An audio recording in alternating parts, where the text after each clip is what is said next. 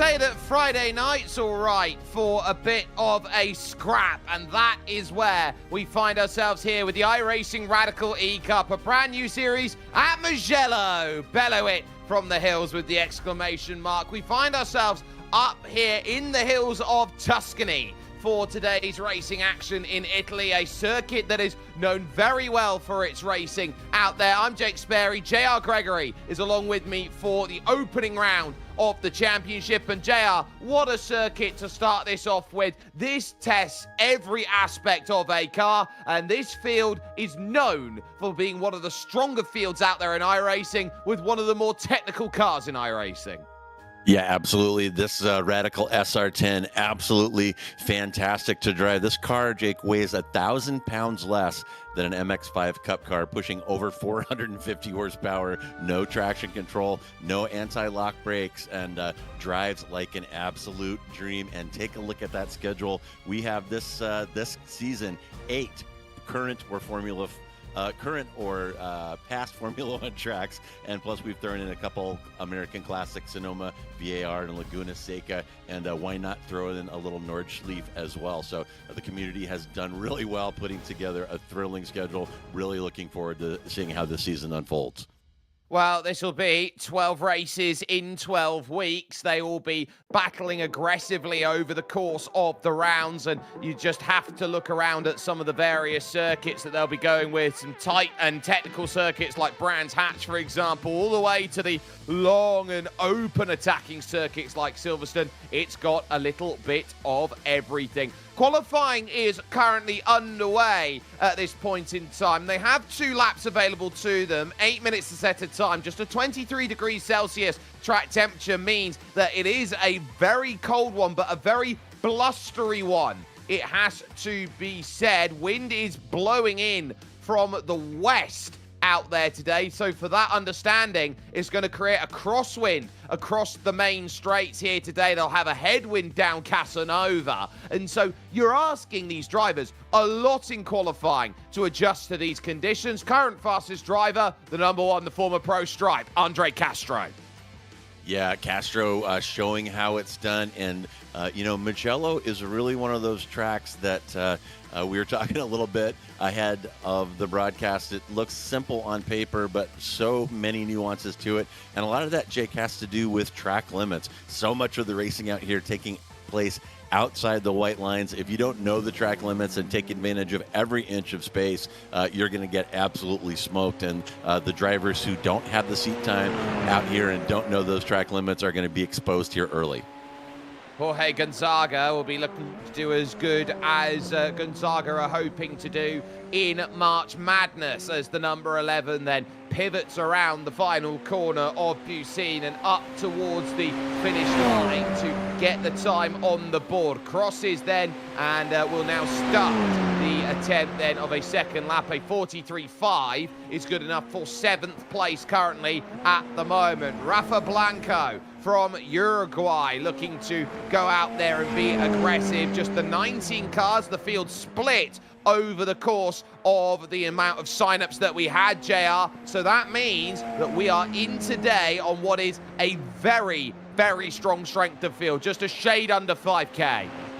Yeah, absolutely. And that is why this is the money day and time, 2100 GMT on Friday. These broadcast races really attract the best Radical drivers in the world. And don't forget, folks, this is a public lobby. We're showing the top split of the Radical E-Cup, and you are in for a treat. Take a look at the spreads on that timing tower. Our top 10 cars are bracketed by only 1 second, and that number within that 1 second bracket likely to increase here before qualifying is over. And you really are going to see some of the absolute best Radical pilots in the world out here this afternoon.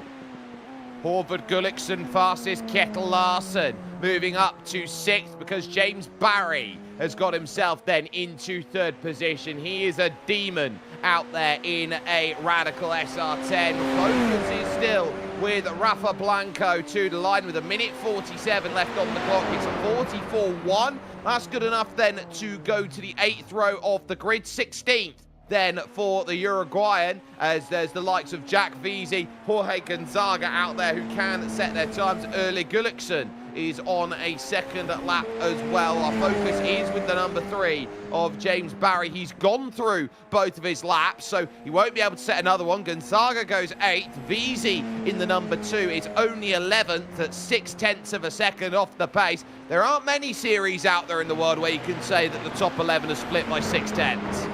Yeah, not at all. And just a shout out to the top 3 on the provincial podium right now. Gullickson, Castro, and Barry, all 3 of those drivers previous champions of the Radical E-Cup. So we have got some serious drivers out here tonight. It's going to be a serious race. And Mugello's so challenging in so many ways. And we'll talk about that more as the race progresses. But Jake, a couple of spots here, really hard on the front tires. These fixed setups tend toward understeer, kind of grind the front tires off. And a couple other spots require a ton of patience on the throttle. We're going to see Barry in one of those spots right now. You got to wait, and then put the power down.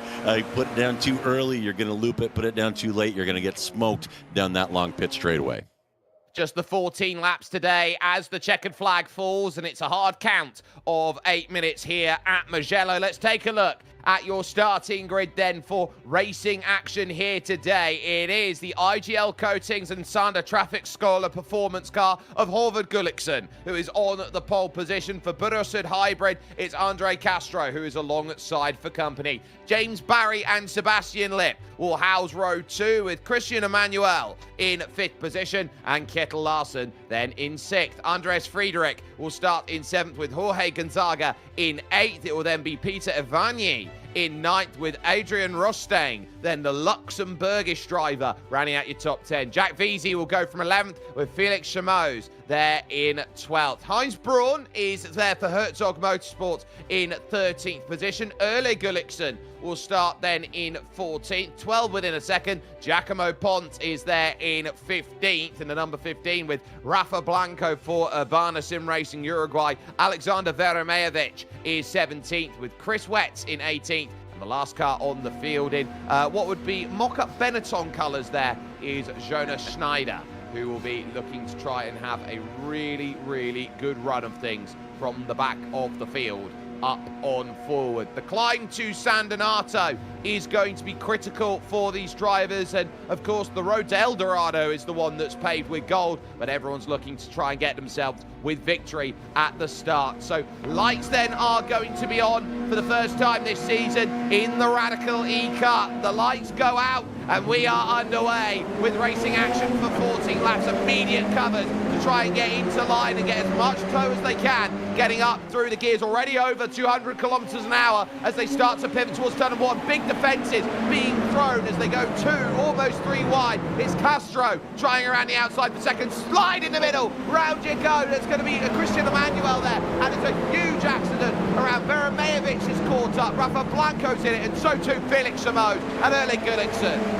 Oh my goodness, and nobody wanted the race to start that way. And I told you there are a number of places on that track where patience is required getting on the power, especially on lap 1. No traction control, ice cold tires, and Emmanuel, the guilty party that time, loops it in turn 1, takes a couple other competitors with him. We'll show you that again, but that is definitely not the way Emmanuel wanted to start after decent qualifying, Jim.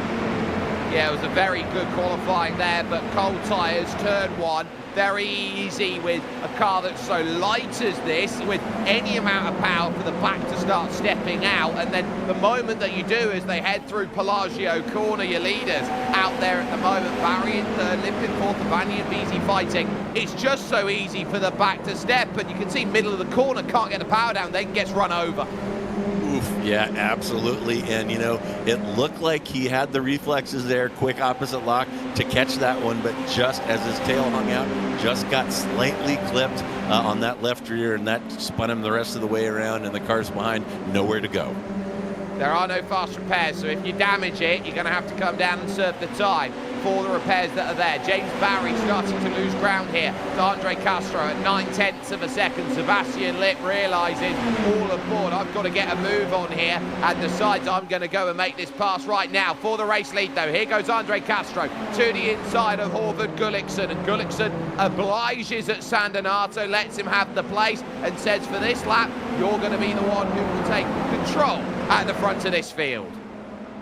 Oh, and there's another look. I said the likes of Vermevich nowhere to go, and as he comes around that corner, sees a car across the track in front of him, and that is a result. So a couple cars having to take a tow there. Looks like Blanco is in the pits, Vermevich out, and Samoas out as well after that turn 1 incident. But still plenty of time left, still plenty of action left here at Magello. Taking a look at Castro leading Havard Gullickson. Havard, not a lot of defense there into turn 1, and with that long pit straight, being in P2 is not the worst place in the world if he can keep that interval down through the twisty parts, come out onto that pit straight with that kind of gap in front of him. He'll have a crack at Castro on the next lap. You probably want to be looking at lap 13 to start lap 14 in second position would give you the best advantage through Corintaio corner. They will now drive the flicks left and right. Not really going to be challenging them too much here. The Biondettis, you just got to try and keep the foot planted to the floor as much as you can before you reach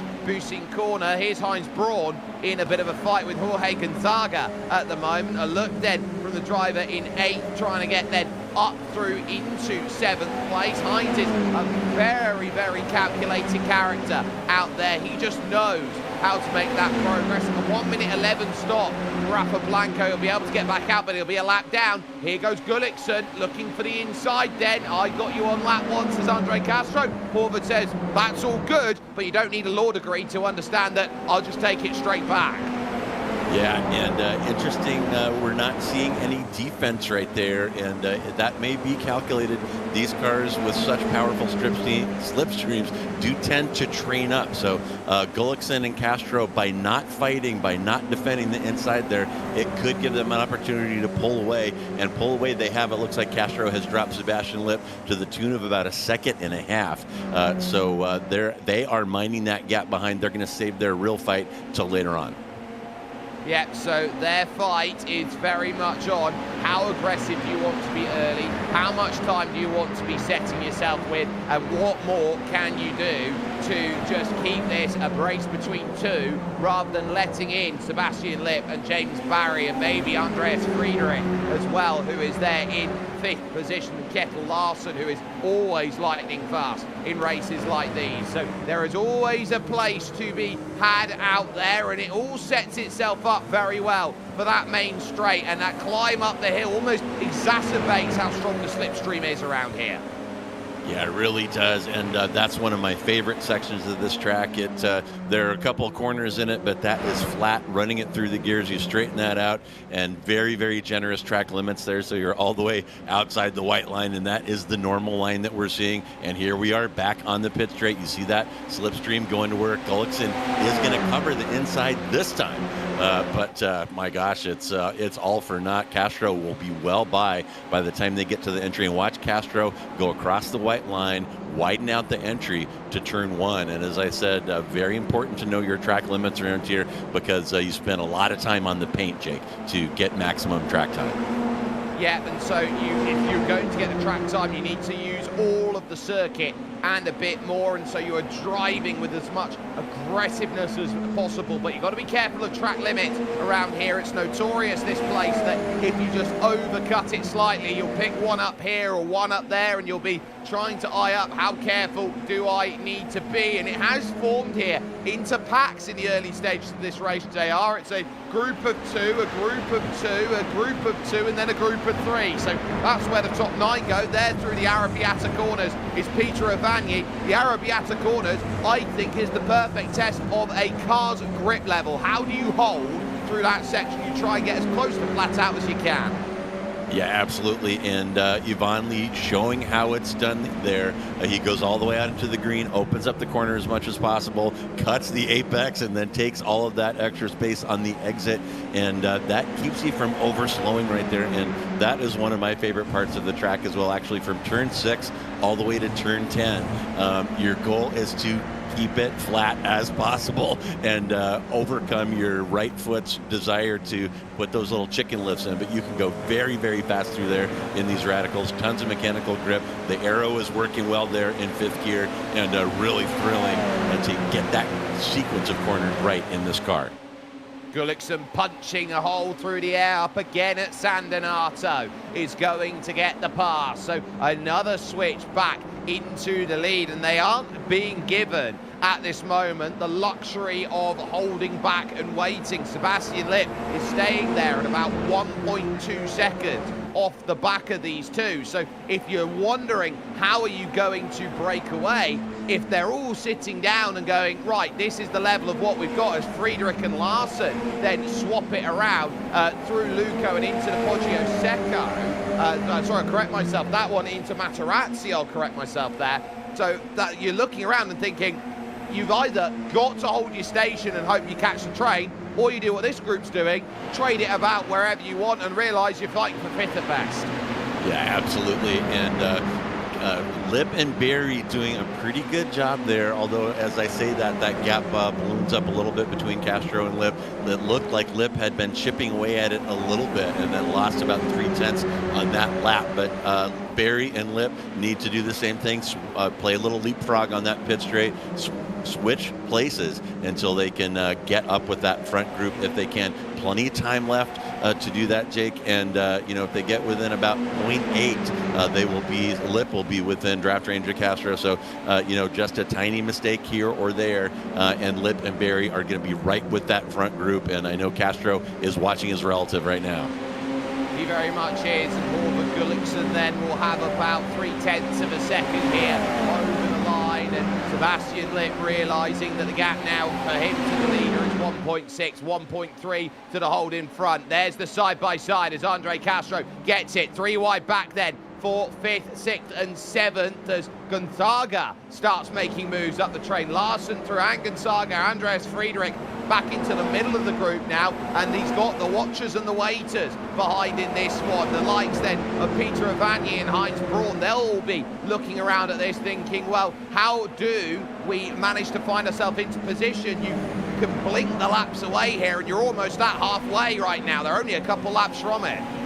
Yeah, the lap's going by very, very quickly here. And you mentioned the driver in P2 on lap 13 might be in the catbird seat, and I'm not that great at math, but I'm okay with odd versus even numbers. And right now, it looks like it's going to be Castro who's in P2 as they come across on the penultimate lap if they continue trading every lap as they have been. And look at that gap, Jake, between Gullickson and Lipp. Lipp is reeling that down. It's under a second. And if he gets in that magic zone, 0.7, 0.8, Lipp and Barry are going to be right up front, and there's going to be 4 cars battling for the lead down the stretch. Very easy to get your swaps in like you're on Wall Street in the early stages, but the moment that you start adding more fuel to the fire, you ultimately find that it could get out of control and you can't trade exactly the way that you want to at the front. So keep that in mind here as we got these 2 battles. Top of your screen is what's going on here for the race in 5th position. Wide goes Heinz Braun in the background there. Catches a slide through the middle of the corner. Peter Avanier then will take a comfortable pass. Gullickson climbing up the hill, but critically not close enough this time to go and make a move. So that suddenly puts the Bursa driver in a different position here. Andre Castro will realise it's not quite there. There's Jorge Gonzaga to the inside at Sandinato. He'll get the position, will confirm it here through Luco and the Poggio Secco. Yeah, nice move there by George, sticking down the inside of turn 1, and it looked like Kettle Larsen tried to put a little bit of a squeeze to cover off the inside, couldn't quite get the door shut, and here comes to me the toughest part of the track right here. This downhill right-hander, it is blind, the apex here. You got to clip the inside and get ready to cut the next corner as well, and really, really tough to get that right lap after lap. It is muscle memory, and it requires a great deal of precision to get that right and not over slow right there. Yeah, so that precision, they would have practiced time and time again, making sure that the laps are working in favour, struggling about trying to get it sorted. Out of Pelagio corner, and now working once more to Corantayo here as you try and figure out where to go. You've got the long lap penalty there on the outside. No drivers will be hoping to use that by overcooking themselves into the corner, but now you're just trying to get the focus sorted here. That you know that this is a very tactical series of racing because these cars struggle to break away from each other. So when they do, it's more of the exception rather than the norm. Yeah, absolutely, and pretty good train forming right there. And look at those intervals behind Gonzaga, 0.2, then 0.3 to Friedrich, 0.2 to Yvonne. And here comes a move for the lead again. There goes Gullickson.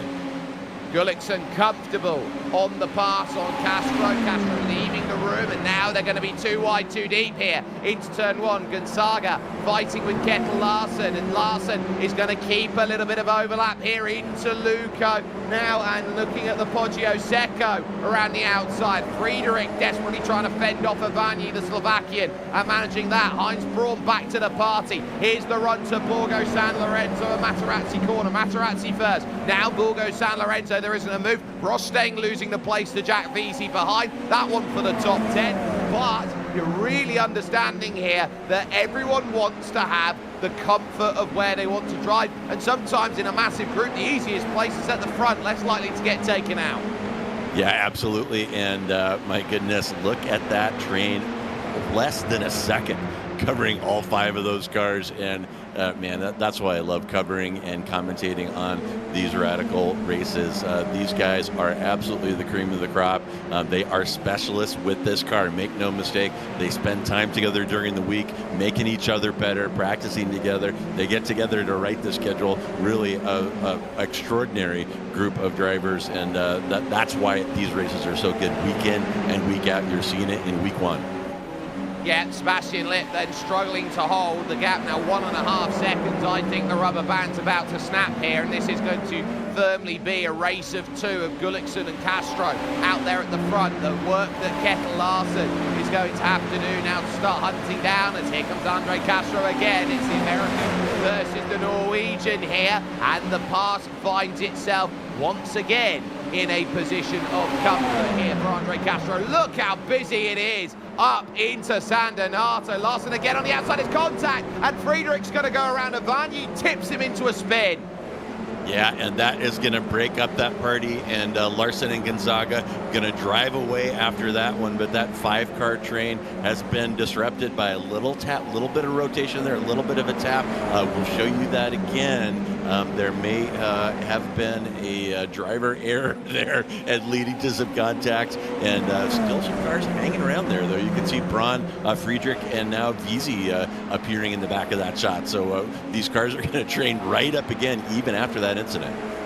Well, it was aggressive back on the power from Ivanyi. It was the fact that Gonzaga and Larson were side by side and couldn't sort out their scrap between each other that has allowed the group to remain, which I think is quite critical here in this mid-pack. It looked to me like Andreas Friedrich left the door half ajar, and then suddenly, as there was a look down the inside, he tried to cover back off the door then and just basically ran out of time. That's how I saw it on first go by here. We'll take a look. So here's Friedrich. Look, he's outbroke himself slightly. He's left the door ajar, and then there's a car on the inside, and he can't cover off the lane.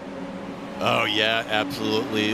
Very well called there. And, yeah, he did. It's that outside move is doable here at Mugello. You saw it between Friedrich and Larson a couple times. But, yeah, that time just a little bit too much velocity around the outside, little over-rotation, and you saw the result.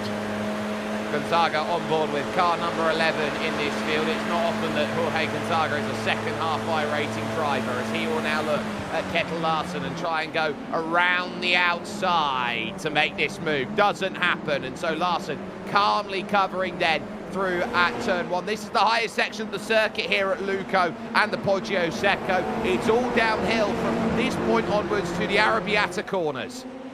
Yeah, and I'm so glad that we brought somebody that knows all these corner names. It's great to hear them, and I won't use my bad Italian to try to mangle any of it, but great to hear it from you, Jake. And here's my favorite corner, that turn 6, completely blind, high speed, downhill to get ready for another fast section. And, man, such a fantastic racetrack, and you know why Ferrari uses this facility for their F1 testing. It has got a little bit of everything. It very much does. And turn 6, you could argue, is the prettiest corner to drive out there. That's why they called it Casanova out there, and why it's such a wonderful track to drive. It is a true driver's circuit, and a lot of the Italian tracks have that flair to it. Gonzaga under pressure from Avani here as we're already on lap 10. They'll be down to 4 laps to go when they next cross the line. That's when they're going to have to take the thinking caps off and go away from the mantra of I'm just happy to be here to I want to get to this front of the train and I want to get there like yesterday. Yeah, that is absolutely correct. If I can just say absolutely one more time. I'm absolutely losing my mind out here. But we're going to need to keep an eye, Jake, on Heinz Braun. He's currently running in P8, which is the tail end of that 4-car train. And Braun is not shot. And I'm expecting to see him make a move down the stretch. It wouldn't surprise me one bit if he got a 2-fer or even 3-fer down the stretch. And you're seeing it right there. Oh, my goodness. Rolling the dice almost 3 wide there in turn 1. And as I said, Braun, known for his aggression. Oh, and there goes Avani. Spins around there, just too aggressive on the line, and the Slovakian's going to drop the places there. Braun is going to pick it up. Gonzaga can't hold off Larson, so Larson's back through. But a tough moment for Peter Avani there, who is just pushing on the limit a little too much.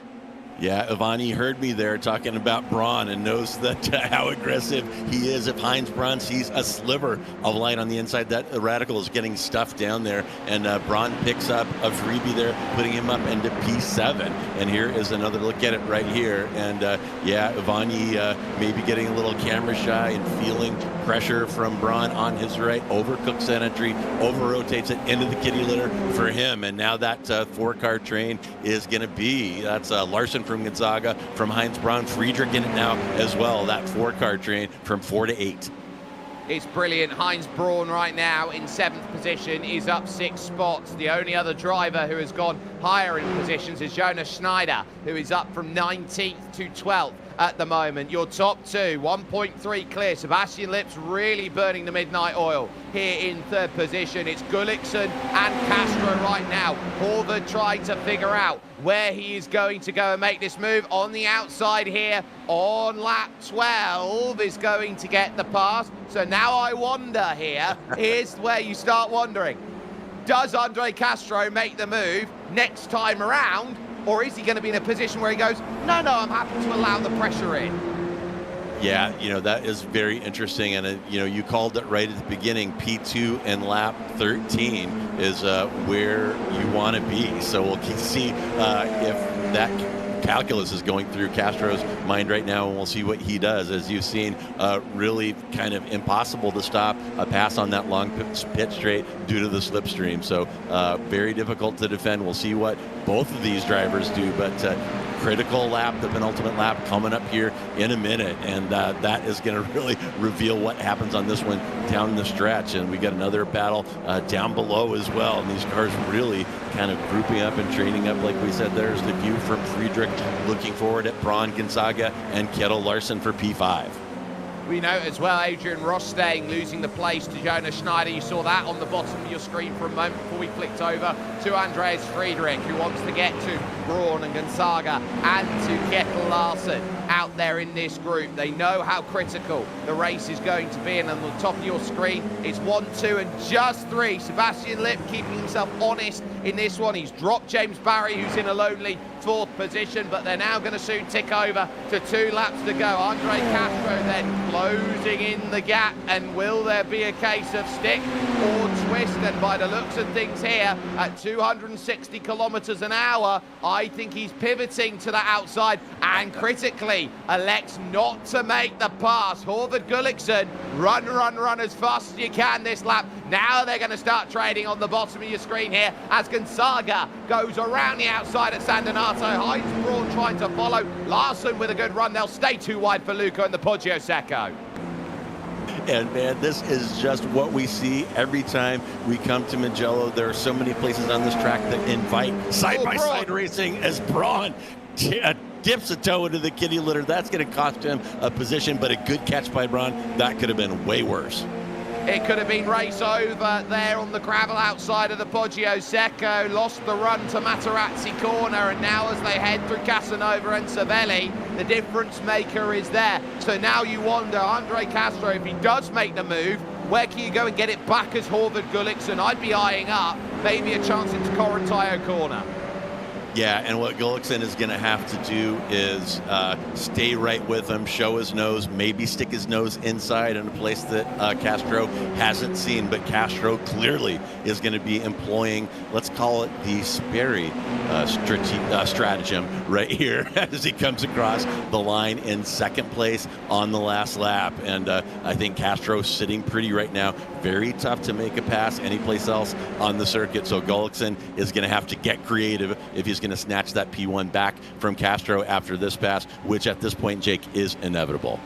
Well, here comes the move on the final lap from Andre Castro. Goes to the left-hand side. Gullikson will now look to try and outbrake here, but he's already got the overlap as Andre Castro. A nice move, a clean move into turn one. What we call the bread and butter basics out there. Bottom of your screen, it's side by side. Too wide, too deep, as well as Gullikson follows Castro like his shadow. Gonzaga's deep. Larson has to go miles wide then at San Donato. This opens up the chance at Luca for Heinz Braun. He can't find himself in line, and he'll have to stay there. Gonzaga has held on well, but to your leaders at the top, they're already heading their way down into Casanova and Cervelli. This is where the downforce levels are critical and where you can sometimes get a bit of dirty air in these track cars. Now through the Arabiatas, you got a chance to jump up the hill, looking towards Scarperia corner and holding that gap at 0.3 of a second. Here is Andre Castro, but he'll know that if that gap is anywhere within 0.3, there is half a chance that Gullikson can get the run out of Bussi, out of Pelagio right now. Gullikson is holding himself steady and keeping this one as close can be. Andre Castro needs a good Correntino. Big diamonded line here by Gullikson, really looking to attack the exit of the corner and get as much run. And he's closing here through the Biondettis. Just the long Bussi left remains, and Gullikson has given himself half a chance here. They'll dive it through into the corner. It's the drive off the exit that's critical here. Castro gets a really nice run, and now we'll try and break the toe on the climb up the hill. Andre Castro is going to hold. Andre Castro is going to win here at Mugello, and he timed it perfectly there. That is a masterclass of the thinking strategy needed in the Radical E Cup. Oh, too right, and very excellent work by Castro. And I got to say, Gullikson might want that back. You saw him show his nose there just a little bit coming out of 15 or entering 15. That cost him his drive out of 15 onto the pit straight and kind of took away any chance that he had to beat Castro to the line. So I know sometimes it's hard to resist that desire to show your nose peak, maybe cause a mistake, but that definitely sealed it for Castro, who took the normal line, got a great drive out of 15, and took the checker.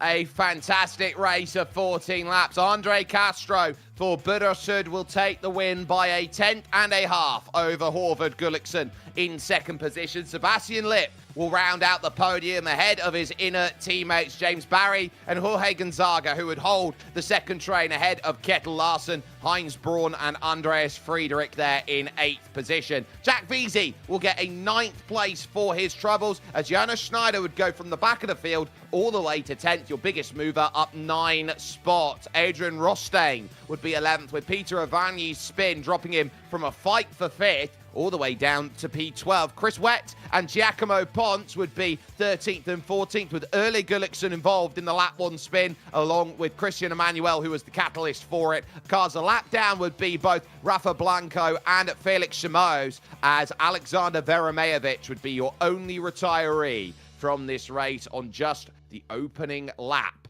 as he got himself caught. Wrong place, wrong time. We're going to take this chance then to chat with some of our drivers. Your race winner here with us right now, Andre Castro. Andre, that is how you time a move out here. You know how critical the slipstream is up to San Donato. Be there on the last lap, make the pass, and just make sure you got enough to run away. Great job.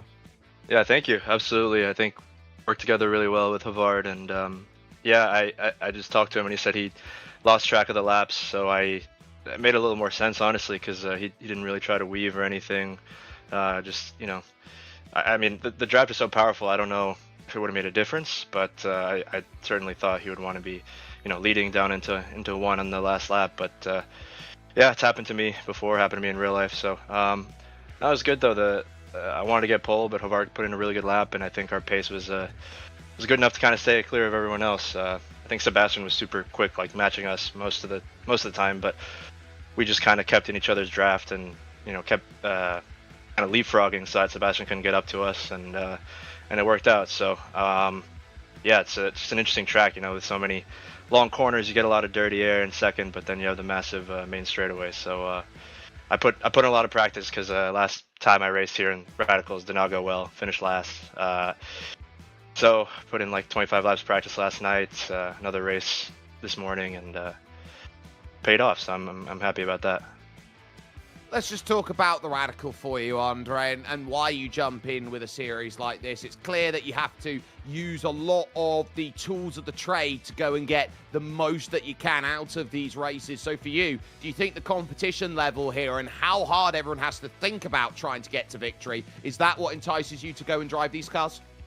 Yeah, absolutely. I think it's gotten way better since I started, honestly, because I think the reason I joined in the first place was because I joined and it was a pretty high SOF, but I managed to do quite well and win a couple of races, and was kind of running away with it there for a bit, and then I took like a bit of a break and it just wasn't practicing as much maybe, and I think everybody else just got super quick, and I think it shows because when we go to different tracks, I think you see different guys kind of be fast at each track, and we had a lot of different winners last year, and yeah, it's interesting. There's not really one runaway guy, but I think everybody's kind of thereabouts, and I think everybody's had to step up their game. So it's pretty cool to be a part of that and to try to step up my own game, because I definitely had results I wasn't very proud of, and just had to try to practice more and lock in a bit more. And I think everybody else is thinking the same thing. So we all kind of raise each other's game, which is really nice, and it's a bit of a community. So that's nice as well. Let's talk next week, because Suzuka is going to be on the mind. How are you feeling about that? It's a circuit that very much has a case of a lot of people love driving the track, but maybe it's a little bit tougher to find passes. Yeah, I think Suzuka, I've struggled a bit there in the past. I mean, it's definitely a very rhythm-based track and very line-sensitive, kind of like this one, high speed. So we'll see. Hopefully there's a good race. I'm not going to be here next week, so I'll be in Sonoma for the my TC America race there. So that's going to be a lot of fun and looking forward to it. But hopefully I'll be back in a couple weeks and ready to pick up where I left off. Well, good luck from all of us here at RaceSpotTV for your run at Sonoma. But in the meanwhile, a very big victory to start the season for Andre Castro here with us. Second position overall belonged to Håvard Gulliksen. He stood by with JR Gregory. Howard, great run out there today. You spent so much of this race in P1 playing leapfrog with Andre Castro, and it just kind of came down to who was in position on lap 13, the penultimate lap. It turned out that it was Castro, and with the slipstream, that pit straight is so long, very tough to defend there. So what was your kind of overall strategy after you and Andre broke away there, and did you have plans for the end game that didn't pan out? Yeah, my strategy was to do what he did, but I got lost on the laps at the end there, so I didn't realize that it was the last lap after he passed me. And then I just had to try to stay as close as I can, but it's really difficult with the dirty air here. But yeah, I was 2/10 behind him out of the straight, and I was hoping maybe it would be enough, but no. But I'm happy with P2. Castro was fast, and we worked together to keep the other guys behind us. So yeah, it's a good race. Yeah, and great race by you both. And we are definitely watching that interval very closely as you approach the final corner for the last time. You definitely had it tight, under 2/10, showed your nose just a hair going into turn 15, but Castro didn't blink, and that gave him the victory. But P2 in this field, nothing to sneeze at. So a fantastic drive by both of you. And looking forward at the schedule, another great schedule out here for the Radical E-Cup. You got Suzuka next week, a number of Formula One tracks. So how are you looking at the season ahead? You're a past champion. Are you going to lean on it a little bit and try to get that championship again? I will try my best. I think I won the first season last year, so if I can do that again this year, it would be great. But there are so much, a lot of fast guys here, and small margins, but I will do my best. So we will see. All right. Well, I know that your fans are going to be rooting for you, and it's all about, as Castro said before you, it's all about putting the time in. Can't always get it done, but great start to your season, and we look forward to seeing how the rest of your season unfolds. And as we wrap up, is there anyone you'd like to thank or give a shout out to today? Yeah, as always, you guys for producing this good show. A lot of us watch this after we have raced, so it's really nice. And of course to my team, RGL Coatings and Sanne Trafikkskole. There you have it there, Håvard Gulliksen in second position. Very quickly, we're going to get to Jorge Gonzaga here, who has done a brilliant job to deal with a P5 finish at the end. Jorge, the gap just opened itself up, so front four gone away, which left you in an absolute battle pack for the majority of the race there. 2 wides, 3 wides, it had the lot. Yeah, it was insane. Yeah, kudos to Kjetil. He's a really good adversary. But the guys behind as well, it was a really nice pack. We all know each other really well, so it was really fun. It was unfortunate Peter spun on T2. I got the 4X, and I thought I had something to do with it, but I would look at the replay, and I think he overcooked the braking, but it was insane race. It was super fun. Trying to defend the inside on turn 1, and yeah, that first section is so complicated to overtake. And but yeah, if we don't take the chance, we're not going to get it. Yeah, so trying to find the chance to go and get those passes are critical. And so how much do you try and find yourself in that right place, especially when you've got a group of 5 that is there? You know, you sit down and you try, Georges, to get that move, to get into the right place at the right time. How intense is that on the brain to not only just try and work out how quick you are, but where you need to be? Yeah, exactly. Is that balance between attacking and not losing time, because we know there was a pack behind us. So I knew I had to be assertive and try to make the position, but at the same time I didn't want to lose too much time. And I think it's what goes in my mind is I hope I don't crash into anyone. So I just try to take the risk, but measured risk, and trying not to take myself or the others out. And like I said, it's really good that Kjetil is a really nice driver to drive side by side, very respectful, and that makes the whole difference when you have like opponents like this that give the space and provide like really nice entertainment.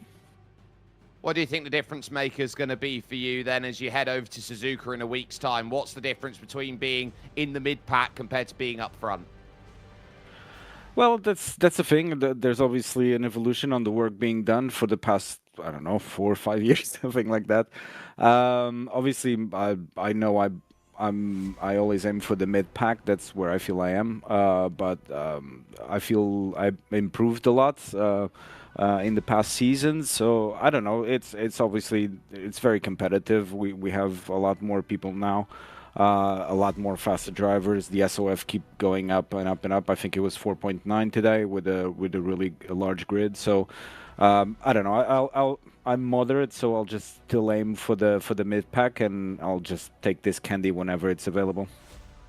Well, we hope that it's going to be a case of getting locked in the sweet shop then for you. Jorge Gonzaga there joining us and picking up a P5 out then with running. JR, Suzuka in 7 days' time. What an incredible circuit it will prove to be. Long, challenging. It's everything a driver loves.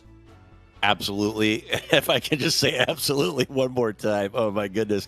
But I got 2 words for you, maybe 3. 130R flat out. And if you're a GT3 driver, that corner can kind of make you feel tense on every lap. Not in these things. They eat it for lunch, as they do many of the other high-speed sections of Suzuka. So you can expect another fantastic race next week. Be here, 2100 GMT on RaceSpot and the iRacing Network. Well as this, in terms of such amazing racing action, you've also got the fact that the Radical European and America's Championships will kick off this weekend and the like. So that's going to be huge in terms of how they get themselves sorted for the start of a big, long season. Amazing racing that only was one difference maker between the top two, and that is counting back to the end of the race. If you didn't get the right lap on your mind, Jake Sperry and JR Gregory here bringing you all of the action. If you didn't count it properly, you were going to be in trouble. That's where Horvath Gullikson needed to go back to the drawing board, but getting it all counted out perfectly, smiling here, the Tuscan Raider for today is Andre Castro.